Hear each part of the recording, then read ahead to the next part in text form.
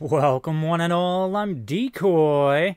We got some pretty interesting stuff to go over because yesterday the devs dropped a Q&A session on Reddit.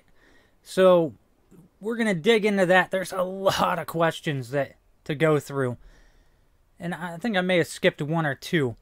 But up first, we've got what's the team's stance on kill boxes and what will be done about them. Now, their answer pretty much boils down to we're not going to do anything because we gave you the tools to try to determine if a map was going to be too hard, such as the difficulty system or the Suits Advisor boost, helping to tell you the top two traps, which realistically I wish that boost would do a little bit more. But they do go on to say that they're going to do away with losing rank when you quit a map, which is nice, but technically there's already a way to do that. And if you're not aware, when you're in a map, you can just close out your game and reboot it, and it will act like you were never there. In the replay system, it will, for the builder, it will show like 0 deaths on that map, even if you've died multiple times. Alright, so I rather enjoy this one with, why are we not requesting that builders validate their own outpost before publishing?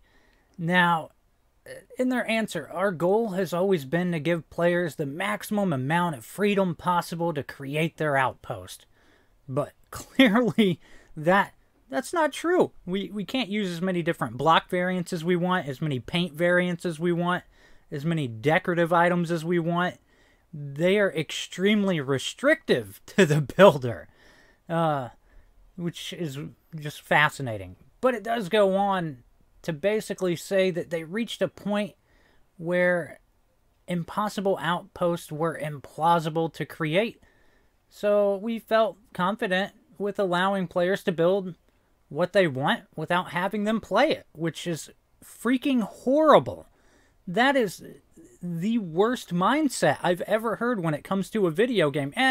You know, we don't need to play test anything. I mean, what's the point of that?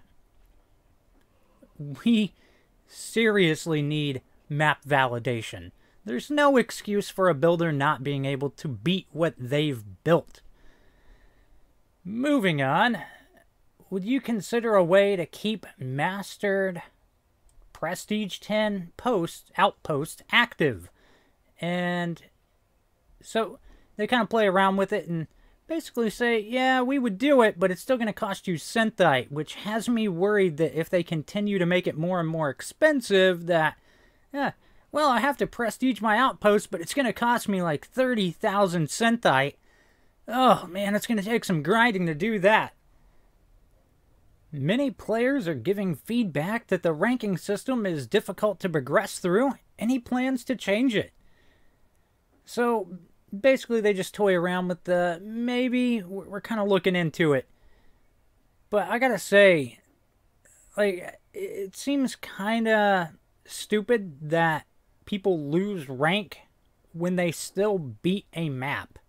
I really feel like that's something they should kind of look into, because if someone toughs it out through a really difficult map, I don't think they should be punished for enduring a brutal map that they managed to fight their way through and overcome. Now, you should definitely have varying rewards, but moving on, what will you do about cheaters and hackers? So, they don't like cheaters, and I'm guessing they use the exact same replay tool that we have to watch and see how someone's cheating. I feel like the game has cheated and hacked me by making my character's vision at like the height of my knee or above my head at times, which is annoying to say the least. Let's see, how does the game determine what qualifies as a normal, dangerous, or brutal outpost? You know, we have built an opaque system on purpose in order to prevent players from exploiting the scoring. Right. Yeah, there's a lot in that. but basically trap density, like path interaction, all sorts of things factor into that, and they're not willing to fully disclose that. Will anything be done about players killing the Harvester on spawn with the Death Piston trap? So good news for all of you who have wanted that to go away. They are going to do away with it.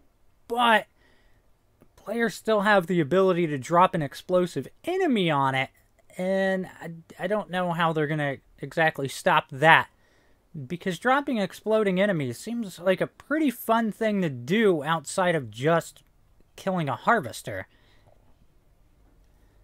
Would you consider giving more movement options to the Harvester to make the path less straightforward? The answer? Very unlikely. Which, man, I don't know how to feel about that one. I would really like to see the Harvester be able to, you know, maybe jump up one block? I don't know. I don't know. I feel like there's something that could be done about the Harvester to make it a little bit more fun. Is the revive feature in co-op giving an unfair advantage? Alright, so the devs just straight up tell you pretty much that co-op is easy mode. Like, straight up. They're not doing anything about it, even though I think a large number of builders would like to see co-op change to you have a set amount of respawns available per run. And then you reach a point where you just can't revive your buddy anymore. Will there ever be more tools to rate another player's outpost, either positive for enjoying one, or negative for outposts that are not fun or unfair? So they go on to basically state that they are strictly on the positive reinforcement side. They're not going to give you a way to negative rate someone's base. And yeah, I mean, I feel like that should be an option, though, to negative accolades. What will you do about players blocking off the Forsaken Tombs? Basically, they say, well, it's within their rights to do so. They had hoped players wouldn't do it. And honestly, I would just like to see them put something on like the map screen that tells me if a tomb is accessible or not before I go to the map. I think that alone would do a lot. Are there any plans for FOV sliders on console? And they say that it's not there currently because of performance concerns. Which, I'm going to be honest, I don't really have anything in that, because I've never been one that really messed with my field of vision. I mean, I can't do anything about my field of vision in real life, so yeah, I don't know. Moving on. Are there plans for allowing controller remapping on console? If there's enough demand, they'll do it. And the only thing I can say controller-wise is it seems weird that left on the D-pad is both of your gadgets, but right on the D-pad does nothing. I really feel like left D-pad, left gadget, right on the D-pad, right gadget. It just seems like some common sense stuff to me, but whatever. Yeah, there's quite a few buttons on console that don't do anything while raiding. Are there plans for allowing mouse and keyboard usage on console? And basically, again, if there's enough demand, they'll look into it. Pretty plain and simple. But yeah, that was the dev Q&A. I gotta say, I felt more disappointment in the answers they gave than anything else. I will try to put a link down in the video description so you can go check out the full thing in its entirety. I hope you've enjoyed this. Please remember to like, sub, and share. Later.